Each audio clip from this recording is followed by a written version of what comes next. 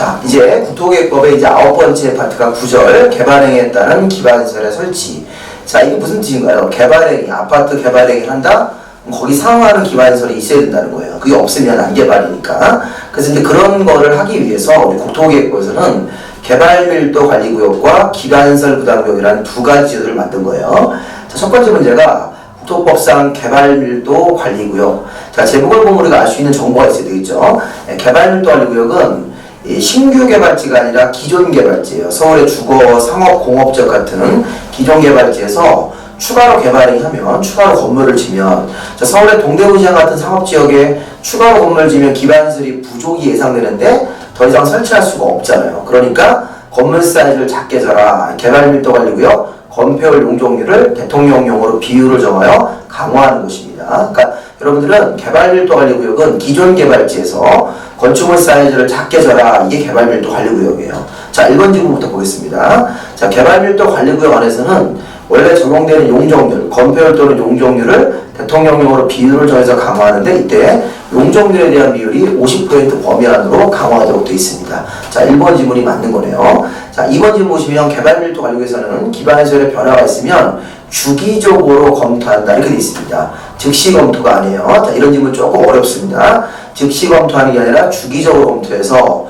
필요한 조치를 취해야 됩니다. 자, 세 번째, 개발밀도관리구역에서 지정 아니면 변경 이런 거 할 때는 명칭명도 마찬가지예요. 개발밀도의 뭐 명칭이든 범위를 변경하든 심의를 거쳐서 변경을 해야 됩니다. 개발밀도를 지정하거나 변경할 때는 심의를 거치고 나서 변경 또는 지정 고시라는 걸 해야 돼요. 심의와 고시이기 때문에 명칭 변경도 변경이기 때문에 심의를 거쳐야 된다. 3번 틀렸습니다. 심의를 요하지 아니한다가 아니라 심의를 거쳐야 되죠. 4번에 공업지역에서 개발행위를 위해서 기반시설이 부족, 그렇죠? 개발밀도는 주거, 상업, 공업지역에서 추가적으로 개발행위를 하면 기반시설이 부족이 예상되고 더 이상 기반시설 설치가 곤란하기 때문에 개발밀도를 정할 수 있는 쪽으로 봐야 되는데 없다 그랬으니까 틀렸네요. 사실관계를 반대로 기술했습니다.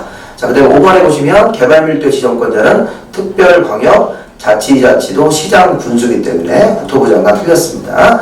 정답은 우리가 1번을 정답으로 보시면 되겠습니다. 자, 다음은 2번 문제입니다. 자, 개발밀도관리구역 지정 기준으로 틀린 것은, 자, 우리 개발밀도관리구역 지정 기준은 국토부 장관님이 정하는데 그 지정 기준을 정할 때 이제 고려하는 사항들이 있어요. 고려하는 사항 중에서 개발밀도는 어떤 특징이 있었습니까? 기반시설이 부족할 것으로 예상하는데 기반시설의 설치가 곤란할 때 정하는 겁니다. 개발밀도관리구역을. 그리고 개발밀도관리구역이 기반시설이 부족하다고 예상을 하는데 그거에 대한 객관적인 기준이 있다는 거예요.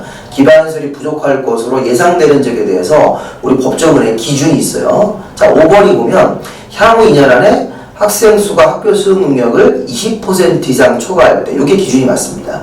그래서 5번이 틀린 겁니다. 향후 2년 안에 앞으로 기반시설이 부족할 것으로 예상하는 지역이 향후 2년 안에 그 학생 수가 학교 수용 능력을 20% 이상 초과할 것으로 예상할 때 기반시설이 부족하다고 볼 수 있는 것들이죠. 나머지 부분도 1, 2, 3, 4분도 기반시설이 부족할 것으로 예상되는 쪽으로 객관적인 기준을 제시한 겁니다. 뭐 1번의 도로 서비스 수준이 현저히 낮은데 그 다음에 도로율이 어떤 특정 지역의 도로율이 국토부 용어로 정하는 기준 도로율보다 20% 이상 미달할 때 향후 2년 안에 하수 발생량이 하수 시설 용량을 초과할 것으로 예상할 때 그리고 4번 질문도 향후 2년 안에 수도에 대한 수요량이 수도 시설 용량을 초과할 것, 이것도 기반시설이 부족하다고 예상하는 지역으로 보고 2년이라든가 20%라는 숫자 기준을 잘 보고 기반시설이 부족한 지역을 판정할 수 있어야 됩니다. 자, 정답은 5번이 되겠습니다. 한번 쭉 읽어보시고요. 자, 3번 문제 보겠습니다. 3번 문제는 기반시설 부담구역이죠. 자, 우리 기반시설 부담구역은 개발밀도관리구역이랑 반대입니다. 반대.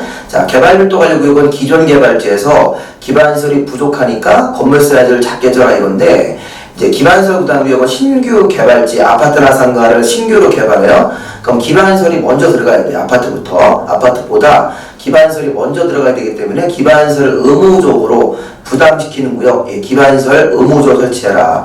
자, 우리 여기서 이제 기반시설은 뭐 도로나 공원이나 뭐 수도, 학교 이런 건데 학교 중에서 대학교는 제외하는 거죠. 이것도 한번 시험 문제 출제가 됐습니다. 아파트 같은 거 지을 때는 대학교가 들어갈 필요 없는 거니까. 자, 문제는 이제 기반시설 부담구역을 한번 보시면요. 1번 질문에 기반시설 부담구역은 개발밀도 외의적에서 하기 때문에 중복할 수 없습니다. 1번 틀렸고. 자, 2번. 고등교육법상 대학교는 기반시설 부담구역에서 들어가야 되는 학교 종류에 들어가지 않습니다. 제외됩니다. 초, 중, 고등학교 같은 것들만 의무적으로 설치하는 기반시설이 되는 거죠. 자, 그 다음에 기반시설의 설치 비용은 현금, 신용, 직불카드 납부를 원칙으로 하되 부가대상 토지, 물납으로도 인정할 수 있는 것이죠. 그래서 3번 질문이 현금, 신용, 직불카드 납부를 원칙으로 하되 부가대상 토지와 비슷한 토지 물납도 인정할 수 있습니다. 3번이 맞네요. 4번 기반시설 부담구역으로 지정된 지역에서 개발의 허가를 제한했다가 다시 연장을 할 때는 심의를 거치지 않습니다. 심의를 거치지 않고 연장을 할 수 있어요. 기반시설 부담구역은 개발행위 허가를 제한하고 연장도 할 수 있는데 연장을 할 때는 심의를 안 거쳐요. 최초로 제한할 때는 심의를 거쳐서 제한하는데 연장을 할 때는 심의를 안 거친다. 이 4번 질문은 이 9절 파트가 아니라 8절 파트입니다. 개발행위 허가에 나오는 개발행위 허가를 제한하고 연장하는 그 질문을 섞어서 복합 문제로 낸 겁니다. 이 4번 질문 조금 어렵습니다. 자, 근데 5번에 그러니까 3번 질문 일단 틀렸죠? 심의를 거치지 않습니다. 자, 그리고 이제 기반시설 부담구역 지정 고시로부터 2년 되는 날까지 기반시설 설치계획 수립을 안 하면, 자, 2년이 아니라 1년이 맞아요. 기반시설 부담구역 지정 고시로부터 1년 안에 기반시설 설치계획 수립을 안 하면 1년 되는 다음 날 기반시설 부담구역 지정은 해제가 되는 것으로 본다. 이렇게 해서 정답은 3번을 정답으로 보시면 되겠습니다.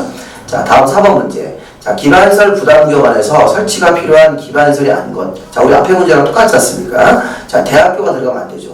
고등교육법상 대학교는 들어가시면 안 됩니다. 뭐 공원이나 도로, 폐기물 처리, 녹지는 기반시설 부담구역 안에서 의무적으로 설치한 기반시설이 맞고요. 이 정도 문제가 시험 문제 나왔으니까 확인하시면 되겠습니다.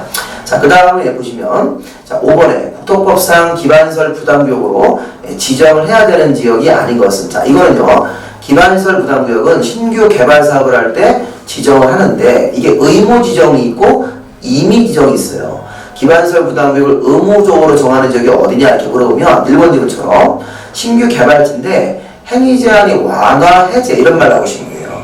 기반시설 부담구역을 신규 개발지에다가 지정을 하는데 의무 지정도 있고 임의 지정이 두 가지로 나눠집니다. 특히 의무 지정은 어디냐면 법이 개정되거나 제정되어서 행위 제한이 완화, 해제가 될 때, 행위 제한이 완화, 해제가 되면 거기는 신규 개발지로서 행위 제한이 완화되기 때문에 의무적으로 들어가야 됩니다. 자, 이번도 마찬가지입니다. 용도 지역이 변경, 해제돼서 행위 제한이 완화가 될 때, 이렇게 행위 제한이 완화, 행위 제한이 해제라는 말이 나오면 의무적으로 지정을 해야 됩니다.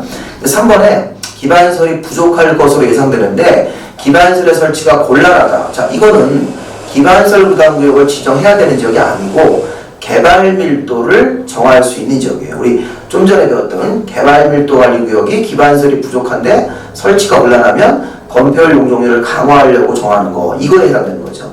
3번은 기반시설 부담구역이 아니라 개발 밀도 관리 구역을 정할 수 있는 지역이니까 이걸 정답으로 하시면 되겠습니다.